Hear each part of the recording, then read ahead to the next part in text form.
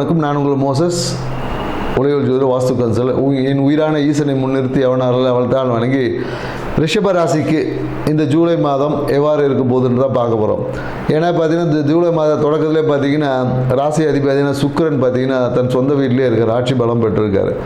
சுக்கிரன் எனக்கு ஆட்சி பலமாக பெற்றிருக்காரு, அதனால் எனக்கு எல்லாம் சுபமாக நடக்குமா அப்படின்னு பார்த்தீங்கன்னா நிறைய நல்ல விஷயங்கள் நடக்கும். உங்களுடைய செல்வாக்கு என்பது இந்த காலகட்டத்தில் மேன்மையடையும். சில பிரச்சனைகள் உங்களை தேடி வரும் தான் சொல்லணும். பிரச்சனைகளும் உங்களை தேடி உங்கள் வீடு தேடி வரும். நீங்கள் எங்கே இருந்தாலும் உங்கள் வீடு தேடி வந்து பிரச்சனைகள் என்பது ஏற்படுது. இந்த காலத்தில் என்னென்னாக்கா இந்த லக்ஸரியான விஷயங்களுக்காக சிறிய கடன் வாங்கக்கூடிய வாய்ப்புகள் எல்லாமே இருக்குது.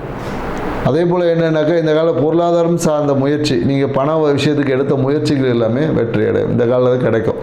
அதே போல் மனம் என்பது என்னன்னாக்கா எதையாச்சும் ஒன்றத்தை முயற்சி பண்ணிக்கிட்டே இருக்கும். இந்த காலத்தில் மனம் என்பது அமைதியாக இருக்க. தொழில் ரீதியான முயற்சி, தொழில் ரீதியான லாபத்தை எவ்வாறு அதிகரிக்கிறது, தொழிலில் எப்படி வந்து இன்னும் அதிகரிக்கிறதுக்கான வாய்ப்புகளை தேடி மனம் என்பது ஒரு அழுத்தத்தில் இருக்கும்.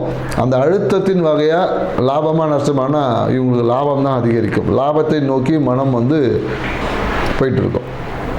மேலும் என்னென்னாக்கா இந்த காலகட்டத்தில் என்ன சொல்லணும்னா வீட்டுக்காக சிறிய விரயங்கள் ஏதாவது ஏற்படும். ஏன்னா இந்த காலகட்டத்தில் என்ன சொல்லும் போது பொருள் ஏதாவது உடையிறது, இல்லை பொருள் ஏதாவது புதிய பொருள் வாங்கினது, அந்த மாதிரியான பொருள் சேர்க்கை என்பது ரிஷபராசிக்காரர்களுக்கு இருக்குது. ஸோ மேலும் என்னென்னாக்கா ரிஷபராசிக்காரர்கள் வந்து வெளியூர் வெளிநாடு செல்வதற்கான வாய்ப்புகளுக்கு தொழில் ரீதியான வெளியூர் வெளிநாடு பயணங்களை மேற்கொள்வாங்க அப்படின்னு சொல்ல முடியும். அதுக்காக வந்து நிறைய முயற்சிகள் எடுத்திங்கன்னா இந்த காலகட்டத்தில் அது நடக்கும். ஸோ மேலும் பார்த்திங்கன்னா வீட்டின் மூலியமாக தாய் மூலியமாக ஏதாவது ஒரு ஆதாயம் இருக்குது. இப்போ நீங்கள் என்னென்ன ரிஷபராசிக்காரங்க ஏதாவது வீடு வாடகை விட்டு வருமானம் பார்க்கலாமா, இல்லை வண்டி வாடகை விட்டு வருமானம் பார்ப்பது, இந்த மாதிரியான சூழல் என்பது இருக்கும்.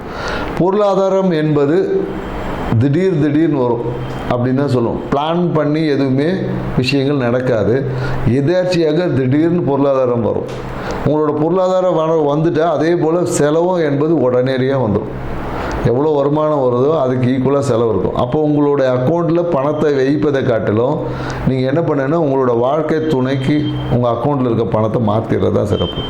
ஏன்னா அவங்க அக்கௌண்ட்டுக்கு போயிட்டால் உங்கள் கையில் இருக்கக்கூடிய பணம் ஏதாவது ஒரு விதத்தில் இல்லை ஏதாவது ஒரு காரணங்களுக்காக செலவாகணும், இல்லை கடன்களை அடைக்கணும், இந்த மாதிரியான விஷயங்கள் சூழல் இருப்பதால் நீங்கள் உங்கள்கிட்ட பணம் வந்துச்சுன்னா அந்த பணத்தை உங்களோட வாழ்க்கை துணை பேரில் மாற்றிடணும்.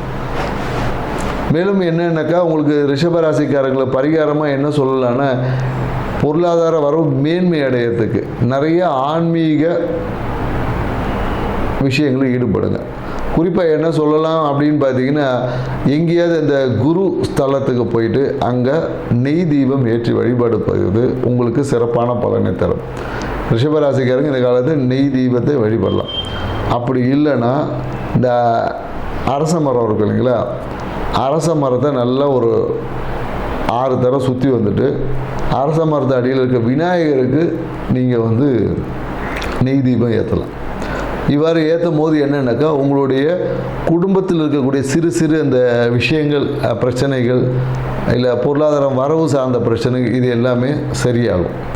இது எல்லாமே உங்களுக்கு டபுளாக கொடுக்கும். அதாவது நீங்கள் ₹1 எதிர்பார்த்த விஷயத்தில் 2 மடங்காக கொடுக்கும். அதே போல் இந்த காலகட்டத்தில் கொழுப்பான உணவுகளை சாப்பிடுவது கொஞ்சம் குறைச்சிக்கணும்.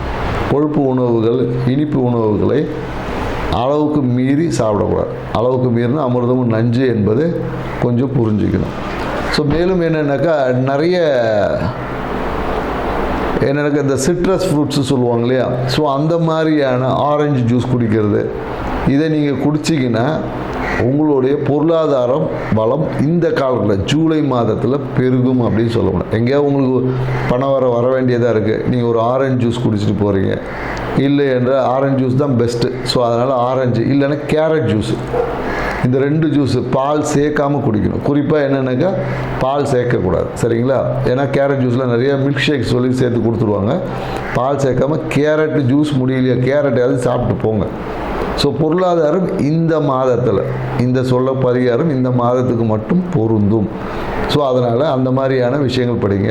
அப்படி இல்லை என்றால் சிவபுராணத்தை படிங்க.